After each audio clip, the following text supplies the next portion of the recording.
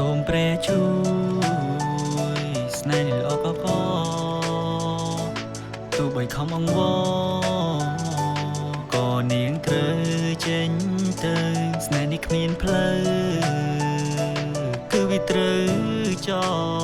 លនាងគឺគួយស្អមិនចង់ជួបទៀតឡើយពីដងបងថាស្មោកបងអស់ពីបេះដូងឥឡូវប្រែคล้ายស្នេហ៍ឲ្យបងធីងធំប្តេកព្រួលក៏ព្រួតតែស្នេហាអូនឲ្យបងខូចចិត្តក៏ព្រួតតែតណ្ហាស្នេហ៍ប្រាំពីសរហូតមកដល់100អូនចិត្តទុកបងជាជនសម្រាប់បណ្ដោះគោ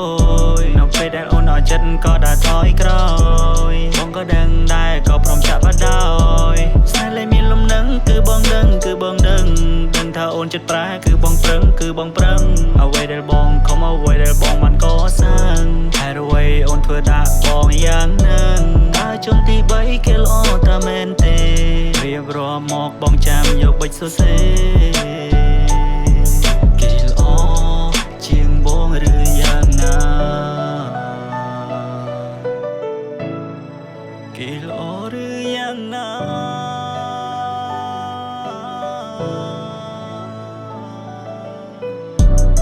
ដែលខំសាំងពេលនេះក៏បានត្រូវបាញ់ចោលស្នេហ៍រូបបងចង់នៅតែអូនជាអ្នកចង់បាញ់ចោលរូបថតជាច្រើនសន្លឹកបងមិនអាចបោះបានត្រឹមខ្យល់អូនទុកឲ្យបងលបឡាយតែបងនេះមិនអាចស្អល់យ៉ាងមិនដែរនៅជាមួយគេនៅថ្មីគេមើលតែអូនឬធ្វើបាបចិត្តស្រី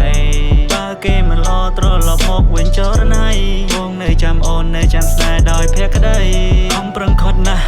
ខំប្រឹងខត់អូនខំប្រឹងខត់ស្នេហ៍ក៏ព្រោះតែស្រឡាញ់ក្នុងជីវិតនេះបងមិនដែលមានពាក្យថាចាញ់តែបងព្រមចាញ់អូនក៏ព្រោះតែពាក្យថាស្រឡាញ់អូនណាខ្លាចបាត់បង